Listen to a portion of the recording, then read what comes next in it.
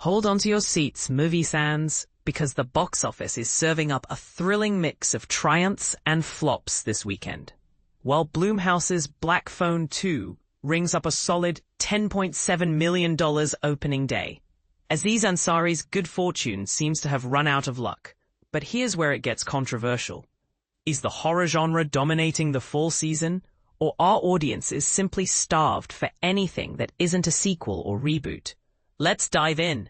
Blumhouse's highly anticipated horror sequel, Black Phone 2, is off to a strong start, raking in $10.7 million across Friday and preview screenings. With a projected 3-day total of $24.4 million from 3,411 North American theaters, it's poised to claim the top spot.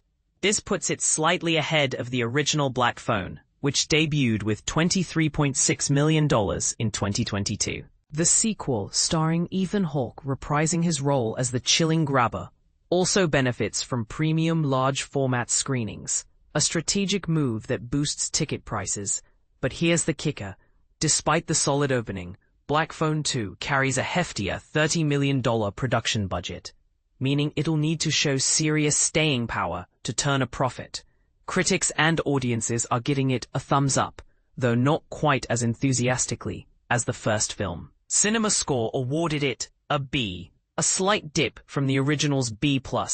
Still, Blumhouse is banking on a long theatrical run, especially with Halloween around the corner. And this is the part most people miss. The studio's 2025 slate has been underwhelming, with titles like Wolfman, The Woman in the Yard, Drop, and M3GN 2.0 failing to make waves. Could Black Phone 2 be the redemption Blumhouse needs? Only time will tell. And don't forget, Blumhouse has another sequel, Five Nights at Freddy's 2, hitting theaters in December. Now, let's talk about the elephant in the room, Aziz Ansari's Good Fortune. Despite a star-studded cast including Keanu Reeves, Seth Rogen, Sandra Oh, and Keke Palmer, the comedy is struggling to find its footing. With just $2.4 million on its opening day and a projected $5.9 million weekend from 2,985 locations, it's a disappointing start for a $30 million production. Even solid reviews and a B+ CinemaScore haven't been enough to draw crowds. This raises a bigger question. Are original R-rated comedies a dying breed at the box office? Or is Good Fortune simply a victim of bad timing? Share your thoughts in the comments. We'd love to hear your take. In other news, Disney's Tron Ares continues its steep decline, earning $3 million on Friday and projecting a 65% drop in its second weekend. With a North American total of $54 million after 10 days, it's unlikely to recoup its massive $180 million budget. Ouch.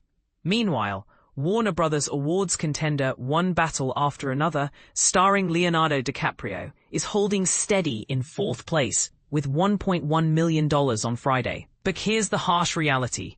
Despite strong week-to-week holds, its $59 million domestic total after 22 days is a far cry from its $130 million budget. Estimates suggest it could lose around $100 million theatrically. Yikes. Rounding out the top 5 is Paramount's Roofman, starring Channing Tatum, which earned $1.1 million on Friday for a projected $3.6 million weekend, a 55% drop. With a domestic total of $15.4 million, even its modest $19 million budget isn't enough to call this a win.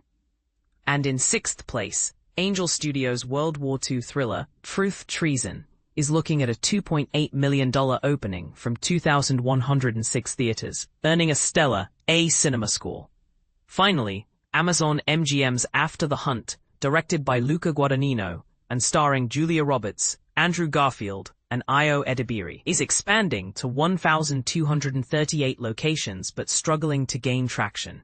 With a C- CinemaScore and negative reviews, it seems even star power can't save this one. So, what's the takeaway? Horror sequels are thriving, original comedies are struggling, and big-budget blockbusters are floundering. But here's the real question. Are these trends here to stay, or is the box office just having an off year? Let us know what you think. And don't forget to grab some popcorn while you're at it.